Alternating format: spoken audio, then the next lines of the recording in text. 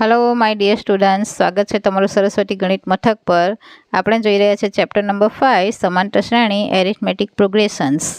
તો આગળના વિડીયોઝમાં આપણે સ્વાધ્યાય 5.1 ના 1 થી 3 પ્રશ્નની ચર્ચા કરી ગયા।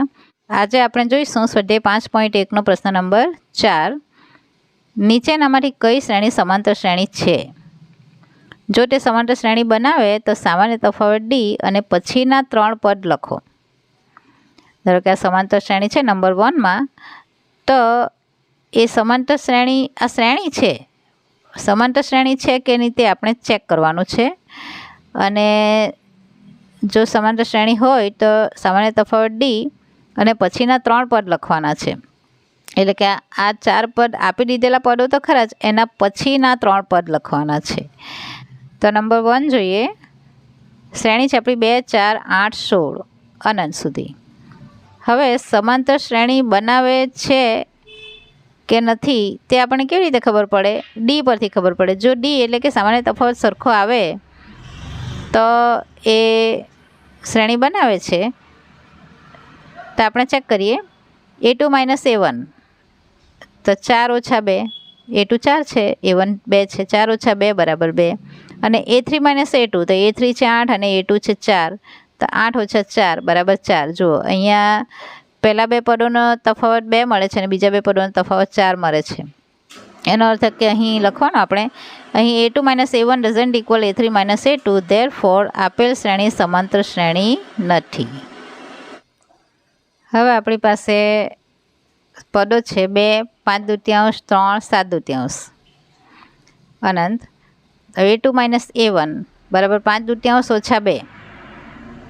તો અહીંયા આના છેદમાં 2 નથી એટલે એની સાથે ગુણી લઈએ। 5 - 2 = 4, બંનેના છેદમાં 2, 5 - 4 1/2, આપણે a2 - a1 મળે છે 1/2। હવે a3 - a2 એટલે 3 - 5/2, તો અહીંયા 2 ને 3 સાથે ગુણી લઈએ એટલે 3 - 6 - 5, બંનેના છેદમાં 2, 6 માંથી 5 = 1/2, એટલે મળે છે 1/2। a4 - a3 તો a4 - a3 એટલે 7/2 - 3, તો 7/2 - 3,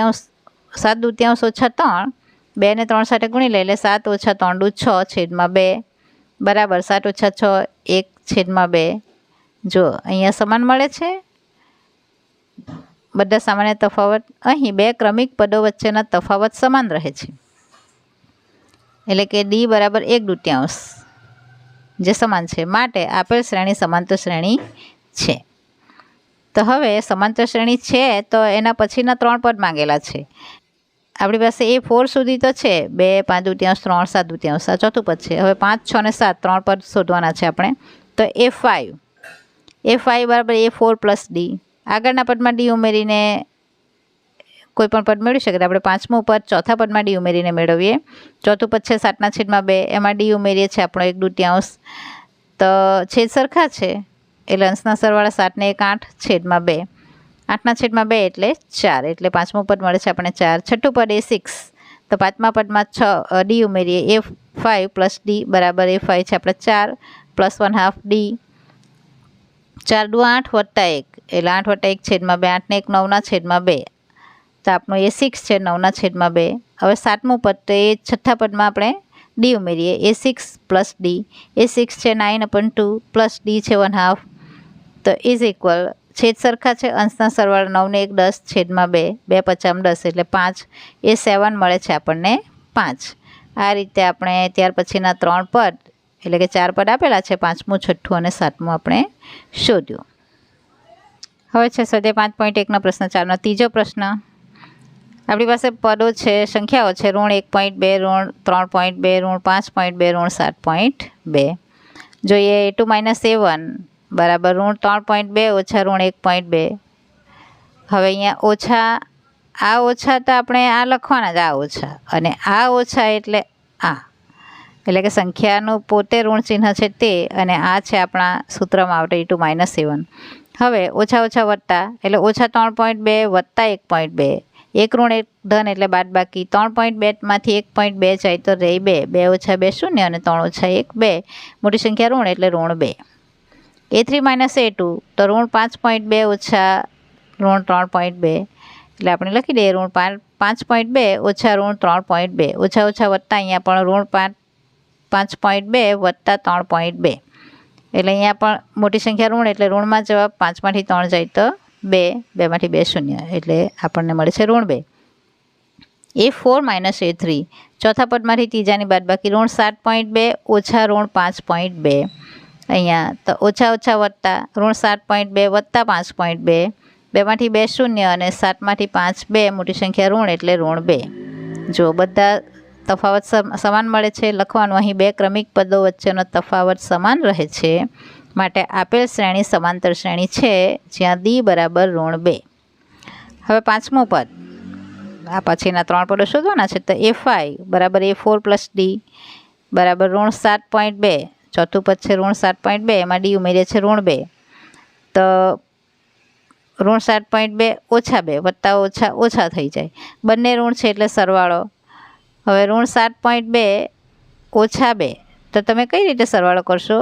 પોઈન્ટ પછીના આંકડામાં જ આ સંપૂર્ણ સંખ્યા છે પૂર્ણાંક સંખ્યા છે અને અહીંયા 7 એ પૂર્ણાંક છે તો પૂર્ણાંકમાં પૂર્ણાંક ની પ્રક્રિયા થાય પોઈન્ટ પછીની સંખ્યાને અલગ રાખવાનો. અહીંયા 2 મીન્સ કે 2.0 પોઈન્ટની નીચે પોઈન્ટ આવે તે રીતે સરવાળા બાદબાકી કરવાના. જો અહીંયા કરી બતાવું ઋણ 7.2 માઇનસ 2 અહીંયા નહીં મૂકવાના કેમ કે 2 પૂર્ણ સંખ્યા છે પૂર્ણ સંખ્યાની નીચે જ મુકાય અને પોઈન્ટ પછી જો કંઈ નથી એક પૂર્ણાંક જ માત્ર આપેલો છે તો પોઈન્ટ પછી શૂન્ય મૂકી દેવાનું પણ આ 2 અહીંયા મૂકવાના નહીં અને પછી સરવાળા કરવાના એટલે 2 અને અહીંયા 7 ને 2 9 માઇનસ એટલે આપણને A5 મળે છે -9.2. હવે 6 તો A5 + D -9.2 પ્લસ -2D આપણા બરાબર -9.2 ±-2. હવે અહીંયા પણ એવું છે 7 9 ને 2 11 એટલે -11.2 પોઈન્ટ પછીનો આંકડો અલગ રાખવાનો. હવે A7 સાતમું પદ A6 + D A6 છે આપણા -11.2 પ્લસ D -2 ઇઝ ઇક્વલ -11.2 ±-2 બંને માઇનસ એટલે પ્લસ 11 and 2 13 તો -13.2 કેટલા મળે છે આપણને ઋણ 13.2. પ્રશ્ન નંબર 4 ઋણ 10 ઋણ 6 ઋણ 2 2 આપણી પાસે સંખ્યાઓ છે સમાંતર શ્રેણી બનાવે છે કે નહીં ચેક કરીએ. A2 - A1 ઋણ 6 માઇનસ ઋણ 10 ઓછા 6 ઓછા ઓછા 10 એટલે ઓછા ઓછા વત્તા 10 એક ઋણ ને એક ધન એટલે બાદબાકી 10માંથી 6 જાય તો 4 મોટી સંખ્યા ધન એટલે ધન 4. A3 - A2 A3 ઋણ 2 A2 ઋણ 6 એટલે ઓછા 2 ઓછા ઓછા 6 બરાબર ઓછા 2 ઓછા ઓછા વત્તા 6 6માંથી 2 જાય તો 4 મોટી સંખ્યા ધન એટલે ધન. A4 - A3 બરાબર ચોથું પદ છે આપણું 2 અને ત્રીજું પદ છે ઋણ 2 એટલે 2 ઓછા ઓછા 2 બરાબર 2 વત્તા 2 ઓછા ઓછા વત્તા 2 ને 2 4. અહીં A2 - A1 કેટલા છે 4. A3 - A2 એ પણ 4 A4 - A3 એ પણ 4 એટલે બધા equal. A2 - A1 is equal to A3 - A2 is equal to A4 - A3 છે માટે આપેલ શ્રેણી સમાંતર શ્રેણી છે જ્યાં D બરાબર કેટલા છે 4. હવે આપણે પાંચમું પદ શોધીએ. A5 બરાબર A4 + D ઇઝ ઇક્વલ 2 વત્તા 4 બરાબર 6 કેમ કે ચોથું પદ આપણું 2 છે. A6 બરાબર પાંચમા પદમાં ડીને ઉમેરો કરીએ એટલે 6 વત્તા 4 6 ને 4 10. A7 બરાબર છઠ્ઠું પદ 10 A6 + D 10 વત્તા 4 બરાબર 14. પ્રશ્ન 5 3 3 વત્તા વર્ગમૂળ 2 3 વત્તા 2 વર્ગમૂળ 2 3 વત્તા 3 વર્ગમૂળ 2. A2 - A1 તો A2 છે 3 વત્તા વર્ગમૂળ 2 ઓછા 3 વત્તા 3 ઓછા 3 ઉડી જાય એટલે જવાબ રહી જાય છે આપણો વર્ગમૂળ 2. હવે A3 - A2 A3 - A2 તો 3 વત્તા 2 વર્ગમૂળ 2 ઓછા 3 વત્તા વર્ગમૂળ 2 આ બંનેની બાદબાકી કરી લઈએ તો અહીંયા 3 વત્તા 2 વર્ગમૂળ 2 ઓછા અહીંયા કાઉન્સ છોટા કાઉન્સમાંનું ચિહ્ન બદલાઈ જાય એટલે ઓછા 3 ઓછા વર્ગમૂળ 2 અહીંયા 3 3 ઉડી જાય અને 2 વર્ગમૂળ 2 માંથી 1 વર્ગમૂળ 2 ની બાદબાકી થાય તો 1 વર્ગમૂળ 2 રહી જાય. A4 - A3 એટલે 3 વત્તા 3 વર્ગમૂળ 2 ઓછા 3 વત્તા 2 વર્ગમૂળ 2 રાઈટ. બરાબર 3 + 3 વર્ગમૂળ 2 બેઠા લખવાના, આ ઓછા પણ લખવાના, 3 પણ લખવાના, પણ આ ચિહ્ન બદલાઈ જાય, -2 વર્ગમૂળ 2. 3 ઉડી જાય, 3 વર્ગમૂળ 2 માંથી 2 વર્ગમૂળ 2 બાદ થાય તો 1 વર્ગમૂળ 2 બાકી રહી. જુઓ બધા તફાવત કેવા મળે છે, ડિફરન્સ વર્ગમૂળ 2 √2. તો a2 - a1 = a3 - a2 = a4 - a3 છે, માટે સમાંતર શ્રેણી છે અને d બરાબર વર્ગમૂળ 2. હવે a5 બરાબર a4 + d, દર વખતે આ જ રીતે કરવાનું. હવે a4 છે આપણા કેટલા છે, 3 + 3 √2, આ ચોથું પદ છે, વત્તા એમાં આપણે ઉમેરી દઈએ આપણો d વર્ગમૂળ 2. હવે 3 વર્ગમૂળ 2 અને 1 વર્ગમૂળ 2 એટલે કેટલા થાય, 4 વર્ગમૂળ 2, એટલે 3 + 4 વર્ગમૂળ 2. a6 બરાબર a5 + 3. હવે પાંચમું પદ છે આપણું 3 + 4 વર્ગમૂળ 2 જે આપણે શોધ્યું, પ્લસ d ઉમેરી દેવાનો વર્ગમૂળ 2, એટલે 3 + 4 ને 1 5 વર્ગમૂળ 2. તે રીતે 7 બરાબર 6 + d = 3 + 5 વર્ગમૂળ 2 એ 6 આપણો, અને પ્લસ વર્ગમૂળ 2 એ છે આપણો d, તો 3 + 5 ને 1 6 વર્ગમૂળ 2. પ્રશ્ન 4નો છઠ્ઠો પ્રશ્ન 0.2 0.22 0.222 0.2222 ઇન્ફિનિટ. a2 - a1 0.22 - 0.2 બરાબર બાદબાકી થાય છે, અહીંયા પણ જે તમને આગળ બતાવ્યું તેમ 0.22 - 0.2 આ રીતે, અને આ 0 એક્સ્ટ્રા તમે પોઈન્ટ પછી છેલ્લે ગમે તેટલા 0 મૂકી શકો, એટલે 2 0 0 એટલે 0.02. હવે a3 - a2 બરાબર 0.222 - 0.22 એટલે 222 - 0.22 આ રીતે મૂકો, અને અહીંયા 0 તો કેટલા રહી છે, 2 માંથી 0 2, અને અહીંયા 0 0, એટલે આપણને મળે છે 0.002. a4 - a3 બરાબર 0.2222 - 0.222 બરાબર 0.0002. તો દર વખતે d કેવા મળે છે, અલગ અલગ મળે છે, 0.02 002 0002. અહીં a2 - a1 doesn't equal a3 - a2 doesn't equal a4 - a3.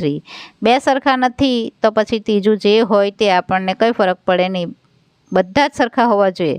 પહેલાં બે જ તફાવત સમાન નથી એટલે આપણે લખી દેવાનું આપેલ શ્રેણી સમાંતર નથી, પછી ત્રીજો કેટલો છે તે જોવાની જરૂર નથી. 7મો પ્રશ્ન 0 -4 -8 -12.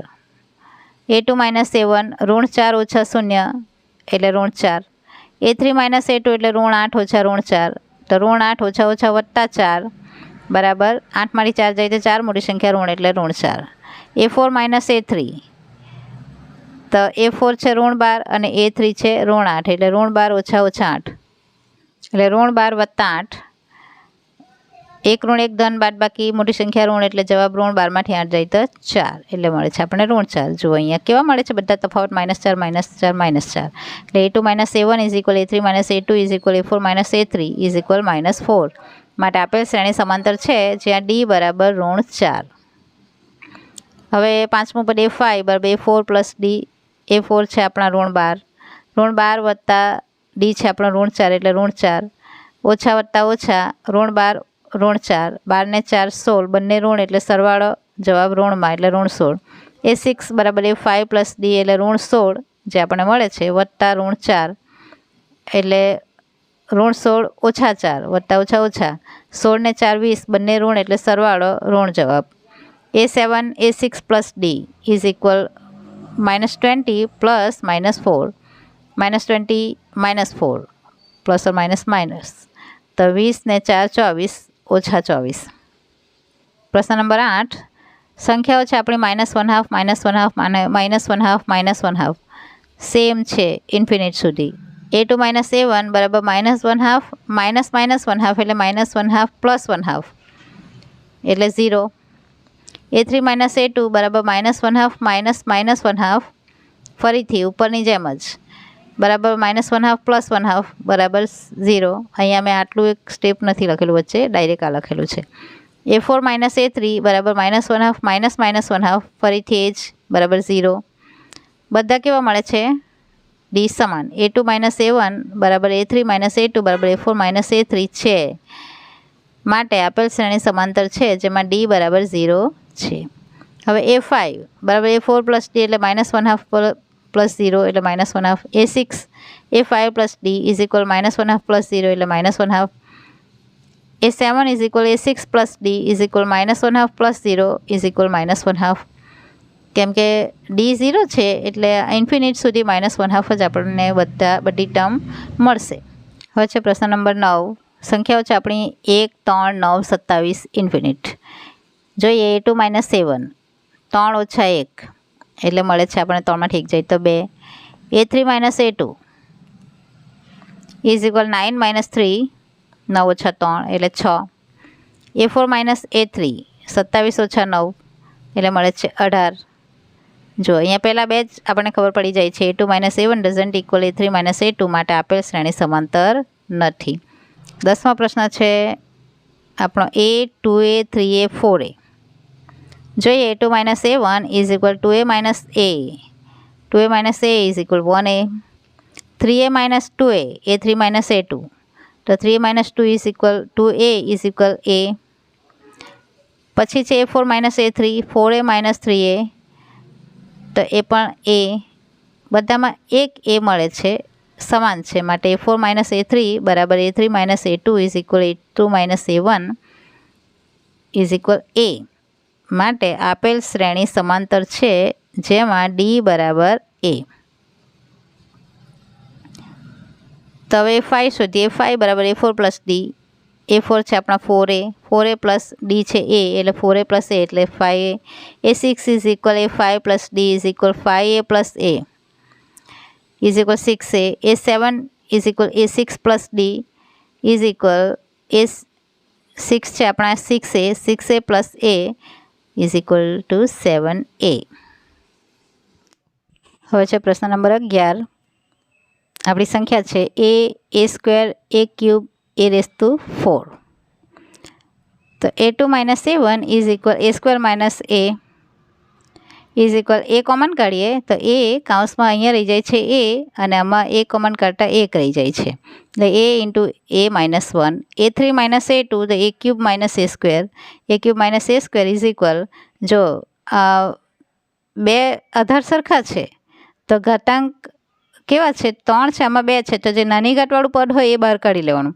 તો અહીંયા નાની ઘાત 2 છે એટલે A² આપણે કોમન કાઢી લઈએ તો અંદર રહી છે આમાં A² કાઢતા ઘાત 1 રહી છે, 2 ઘાત ઓછી થઈ જાય, 2 ઘાત બહાર કાઢીએ એટલે અહીંયા રહી જાય છે A - 1. A4 - A3 તો A⁴ -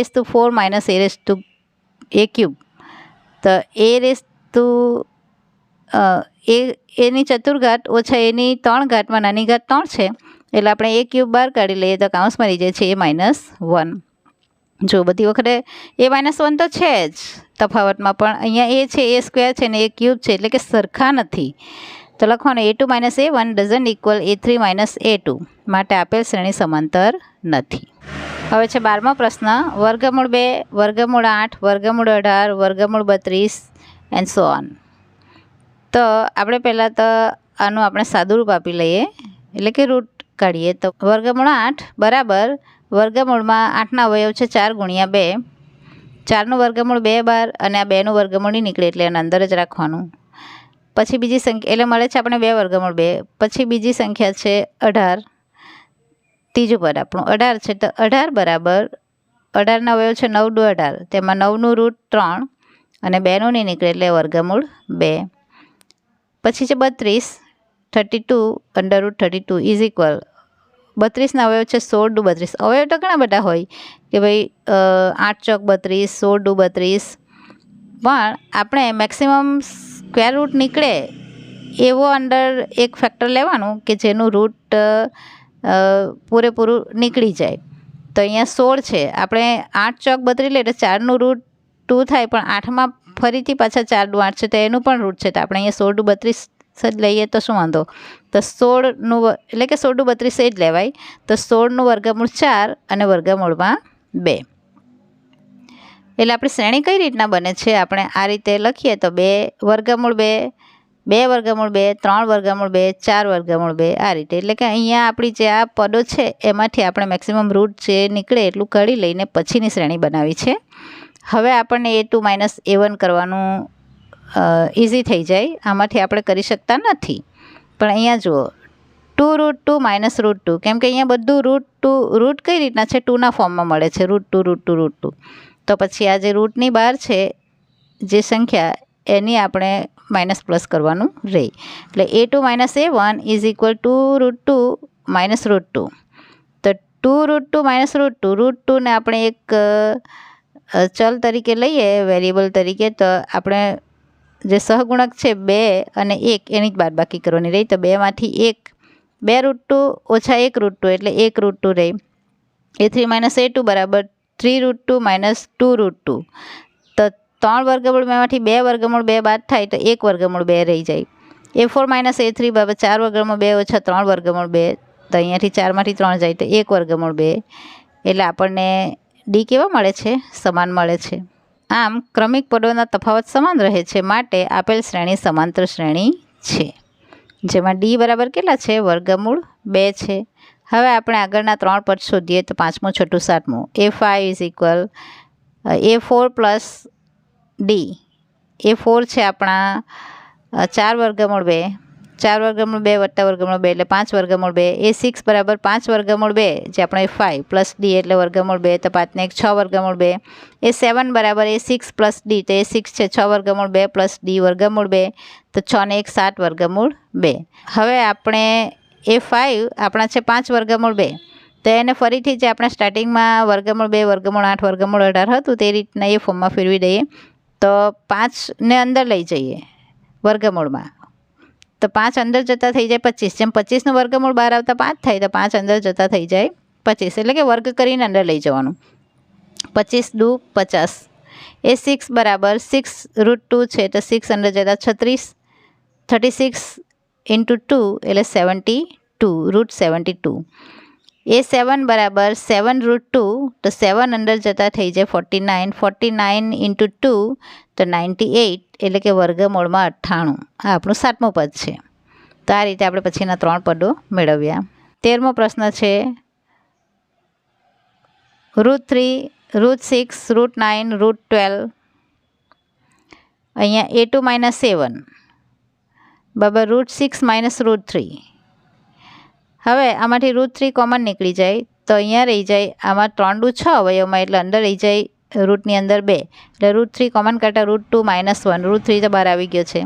હવે A3 માઇનસ A2 √9 માઇનસ √6, તો વર્ગમૂળ 9 ઓછા વર્ગમૂળ 6. 9નું વર્ગમૂળ આમાંથી પણ વર્ગમૂળ 3 આપણે કોમન કાઢી લઈએ, તો અંદર રહી જાય વર્ગમૂળ 3, કેમ કે 3 ટાળી 9 અંદર થાય, તેમાંથી વર્ગમૂળ 3 બહાર લઈ લઈએ તો અંદર રહી જાય વર્ગમૂળ 3 ઓછા અહીંયા 3 દુ 6, તેમાંથી 6માંથી આપણે વર્ગમૂળ 3 બહાર કાઢીએ છીએ, તો અંદર રહી જાય છે વર્ગમૂળ 2. અહીં A2 minus A1 doesn't equal A3 minus A2, અલગ અલગ છે. જુઓ, આ વર્ગમૂળ 3 તો બહાર સરખા છે જ, પણ અંદર છે આ વર્ગમૂળ 2 ઓછા 1 ને અહીંયા છે વર્ગમૂળ 3 ઓછા વર્ગમૂળ 2, એટલે કે બંને સરખા નથી, માટે આપેલ શ્રેણી સમાંતર શ્રેણી નથી. અને નથી તો પછી આગળના પદો શોધવાની જરૂર પણ નથી.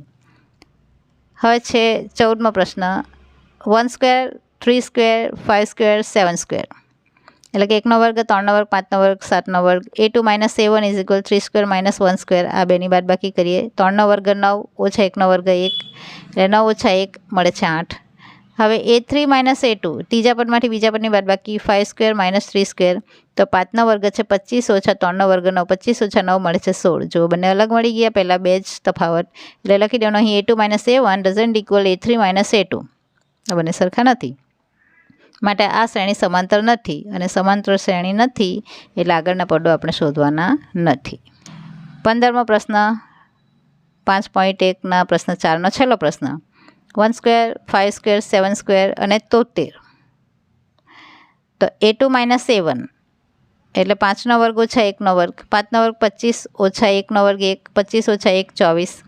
A3 માઇનસ A2 7નો વર્ગ ઓછા 5નો વર્ગ, 7નો વર્ગ 49, 5નો વર્ગ 25, 49માંથી 25 જાય તો 24.